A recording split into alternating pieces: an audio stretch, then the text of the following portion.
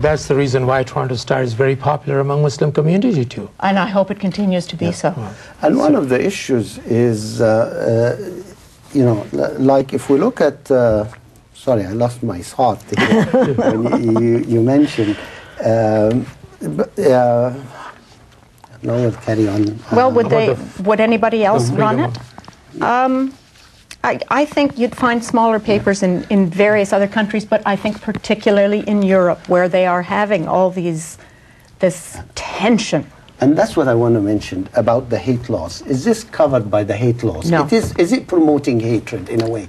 Because it has a political background. Some said it is because the Danish are uncomfort with the new immigrants, Muslim immigrants. So this is kind of trying to increase the sentiments against Muslims. So they did have a political reason. And is it really covered under hate? Because it is promoting hatred. Because if it represents the Prophet of Islam as a terrorist, so it is promoting all Muslims must be terrorists.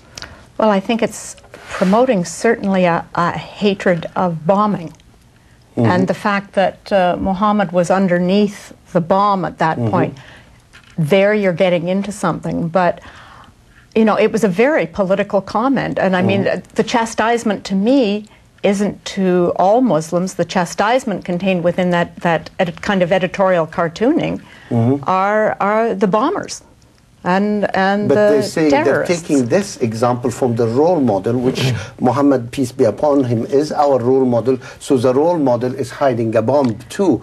And I didn't see that at all in the cartoon. I mean, I looked at it and thought, it's what has become of the teachings that he left. It has somehow turned into people throwing bombs in his name. I read it, I guess, with a very Western understanding of it, and probably a great understanding of editorial cartoonists who are a breed unto themselves as well. Well, I mean, I think taking just a small group of people who are doing such repugnant acts and maligning the entire Muslim, community, the Muslim population around the world, and the teachings of Islam is something, very serious slander. That's what we consider, like if one or few Muslims make a mistake or do some repugnant things, the whole teachings of Islam, like what is said and tolerated about Muslims and Islam would at once be considered racist if said about the same thing about other religions or other people. Here. Yeah, that's right. Yes, in this country. Again, you're saying about the culture. Our hate laws, which are fairly recent here, we haven't had them for a good long time, and actually we owe the fact that we have them mainly to the Jewish community, who pushed and pushed to have those brought in because of the great number of acts of anti-Semitism and graffiti and all that's gone on. But they have to actually promote hatred and an encouragement to do wrong. Incite. Incite, anger and such to them. So they would not come under, I went and looked at our hate laws today, and they would not come under our definition of hate laws. Editorial cartooning is accepted from the normal laws that govern the rest of the newspaper because they are considered fair comment. They are making a comment that could not be made perhaps in another way or can most effectively be made in a few pen strokes. And it's very hard actually to get a conviction against a newspaper editorial cartoon. It's been done, but one of the things I'd like to raise, and we always link Islam and Muslims together. And I say, criticize me as a Muslim as much as you like. I am a human being. I do mistakes. Criticize me. But when you criticize Islam as a faith, and you're criticizing Prophet Muhammad, which is the leader of that faith and the prophet of that faith, you're demeaning everybody. So, and this is, one of the basic issues is you want to criticize Muslims for a lot of the things, by all means, but please don't criticize my faith. And that's where Muslims are getting angry. Why? You're putting down our Prophet, you're putting down our faith, you know, and look at these characters and say that's what they're doing, right?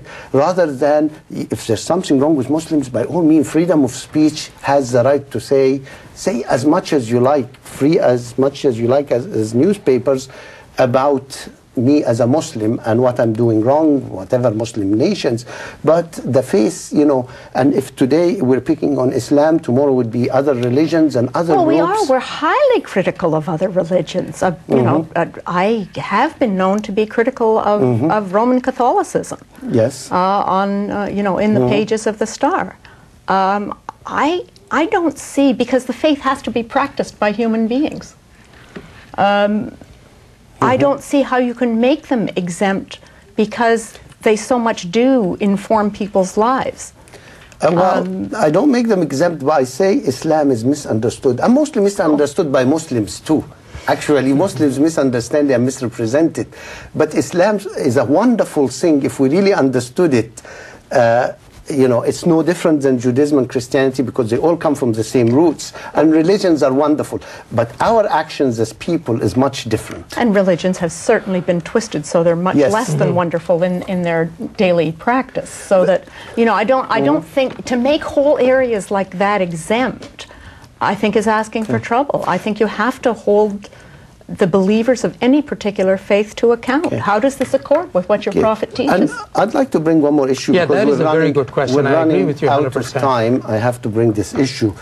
If the editorial of that magazine said the Holocaust did not exist, what would we say about the editor? Would you want him to stay in that job? In Denmark? In Denmark. Do you think he's qualified? He offends the whole race. He's denying history. He's denying things. Would you feel he is a qualified person to really, the judgment, because as we said, we're not questioning free speech. We're questioning the judgment of the editor and then coming and not apologizing. I would say that it would depend why it was done, how it was done. Was it done in a caricature?